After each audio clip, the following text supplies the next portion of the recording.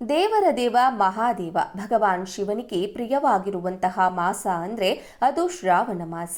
ಶ್ರಾವಣ ಮಾಸವನ್ನ ಅತ್ಯಂತ ಪವಿತ್ರ ಮಾಸ ಎಂಬುದಾಗಿ ವೈದಿಕ ಜ್ಯೋತಿಷ್ಯ ಶಾಸ್ತ್ರದಲ್ಲಿ ಕೂಡ ಪರಿಗಣಿಸಲಾಗುತ್ತದೆ. ಹಾಗೂ ಶಿವನಿಗೆ ಇಷ್ಟವಾಗಿರುವಂತಹ ಈ ತಿಂಗಳಿನಲ್ಲಿ ಶಿವನ ಪೂಜೆಯನ್ನ, ಶಿವನಿಗೆ ಇಷ್ಟ ಆಗಿರುವಂತಹ ಕೆಲಸಗಳನ್ನ ಮಾಡೋದ್ರಿಂದಾಗಿ ಆತನ ಕೃಪಾ ಕಟಾಕ್ಷಕ್ಕೆ ಪಾತ್ರರಾಗಬಹುದು ಅನ್ನೋದು ಪ್ರತಿಯೊಬ್ಬರ ನಂಬಿಕೆ ಹಾಗೂ ನಿಷ್ಠೆ. 72 ವರ್ಷಗಳ ನಂತರ ವಿಶೇಷವಾದ ಶ್ರಾವಣ ಯೋಗ ಈ ಸಂದರ್ಭದಲ್ಲಿ ನಿರ್ಮಾಣವಾಗಲಿದ್ದು, ಕೆಲವು ರಾಶಿಯವರಿಗೆ ಸಾಕಷ್ಟು ಉತ್ತಮ ಫಲಗಳನ್ನು ಕಾಣಬಹುದಾಗಿದೆ. ವಿಶೇಷವಾಗಿ ಸನಾತನ ಹಿಂದೂ ಧರ್ಮ ಸಂಸ್ಕೃತಿಯಲ್ಲಿ ಹಾಗೂ ಧರ್ಮ ಗ್ರಂಥಗಳಲ್ಲಿ ನಿಮಗೆಲ್ಲರಿಗೂ ತಿಳಿದಿರುವ ಹಾಗೆ ಶ್ರಾವಣ ಮಾಸದಲ್ಲಿ ಶಿವನಿಗೆ ಪೂಜೆ ಮಾಡೋದು ಹಾಗೂ ಶಿವನಿಗೆ ಉಪವಾಸವಿದ್ದು ಆತನ ಆರಾಧನೆಯನ್ನ ಮಾಡೋದು ಅತ್ಯಂತ ಶುಭ ಅನ್ನೋದಾಗಿ ಪರಿಗಣಿಸಲಾಗುತ್ತದೆ. ಹಾಗೂ ಅಂಥವರ ಮನಸ್ಸಿನ ಪ್ರತಿಯೊಂದು ಇಷ್ಟಾರ್ಥಗಳು ಕೂಡ ನೆರವೇರುತ್ತವೆ ಅನ್ನೋದಾಗಿ ಹೇಳಬಹುದಾಗಿದೆ. ಈ ರೀತಿಯಲ್ಲಿ ಶ್ರಾವಣ ಮಾಸದಲ್ಲಿ ನಿಷ್ಠೆಯಿಂದ ಪೂಜಾ ಪುನಸ್ಕಾರಗಳನ್ನು ಮಾಡುವಂತಹ ಭಕ್ತಾಭಿಮಾನಿಗಳಿಗೆ ಶಿವ ಜೀವನದಲ್ಲಿ ಅವರು ಬಯಸುವಂತಹ ಪ್ರತಿಯೊಂದು ಆಸೆ ಆಕಾಂಕ್ಷೆಗಳನ್ನು ಕೂಡ ನನಸು ಮಾಡುವಂತಹ ಕೆಲಸವನ್ನ ಮಾಡ್ತಾನೆ. ಶ್ರಾವಣ ಮಾಸವು ಆಗಸ್ಟ್ 5ರಂದು ಪ್ರಾರಂಭವಾಗಿ ಸೆಪ್ಟೆಂಬರ್ 3ರಂದು ಕೊನೆಗೊಳ್ಳುತ್ತದೆ.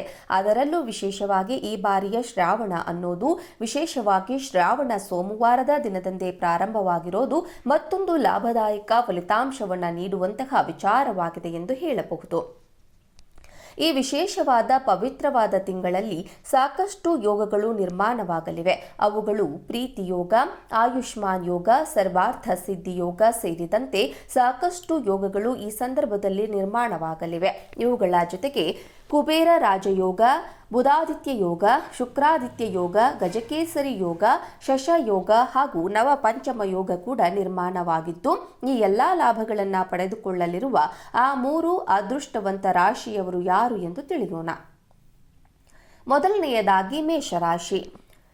ಮೇಷರಾಶಿಯವರಿಗೆ ಈ ಶ್ರಾವಣ ಮಾಸ ಅನ್ನೋದು ಬೇರೆ ಬೇರೆ ರೀತಿಯಲ್ಲಿ ಸುಖ ಸಂತೋಷವನ್ನ ತರುವಂತಹ ಕೆಲಸವನ್ನ ಮಾಡುತ್ತದೆ.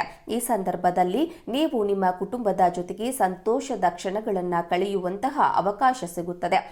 ಸಾಕಷ್ಟು ವರ್ಷಗಳಿಂದ ಅರ್ಧಕ್ಕೆ ನಿಂತುಕೊಂಡು ಪೂರ್ತಿಯಾಗದಿರುವಂತಹ ಕೆಲಸಗಳು ಮರು ಪ್ರಾರಂಭವಾಗಿ ಪೂರ್ತಿಯಾಗುವಂತಹ ಸಾಧ್ಯತೆ ಈ ಸಂದರ್ಭದಲ್ಲಿ ಇದೆ.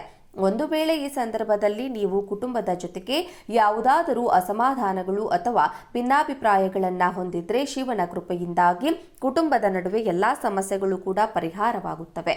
ಈ ಸಂದರ್ಭದಲ್ಲಿ ಮೇಷರಾಶಿಯವರಿಗೆ ಆರ್ಥಿಕ ಪರಿಸ್ಥಿತಿ ಕೂಡ ಚೆನ್ನಾಗಿ ಆಗುತ್ತದೆ. ಎರಡನೆಯದಾಗಿ ಸಿಂಹರಾಶಿ. ಶ್ರಾವಣ ಮಾಸ ಅನ್ನೋದು ಸಿಂಹ ರಾಶಿಯವರಿಗೆ ಕೂಡ ವೈದಿಕ ಜ್ಯೋತಿಷ್ಯ ಶಾಸ್ತ್ರದ ಪ್ರಕಾರ ಸಾಕಷ್ಟು ವಿಧಗಳಲ್ಲಿ ಲಾಭ ಹಾಗೂ ಶುಭ ಫಲಗಳನ್ನು ತರುವಂತಹ ತಿಂಗಳಾಗಿದೆ. ಈ ಸಮಯ ಅನ್ನೋದು ಸಿಂಹ ರಾಶಿಯವರಿಗೆ ಜೀವನದಲ್ಲಿ ಸಂತೋಷವನ್ನ ಹೊತ್ತು ತರಲಿದೆ. ಈ ಸಂದರ್ಭದಲ್ಲಿ ನಿಮ್ಮ ಉದ್ಯೋಗ ಕ್ಷೇತ್ರದಲ್ಲಿ ಕೂಡ ನೀವು ಉತ್ತಮ ರೀತಿಯ ಸಂಪಾದನೆಯನ್ನ ಹಾಗೂ ಬೇರೆ ಬೇರೆ ಸೌಲಭ್ಯಗಳನ್ನು ಪಡೆದುಕೊಳ್ಳುವಂತಹ ಅವಕಾಶ ಸಿಗಲಿದೆ. ಮೂರನೆಯದಾಗಿ ಮಕರ ರಾಶಿ.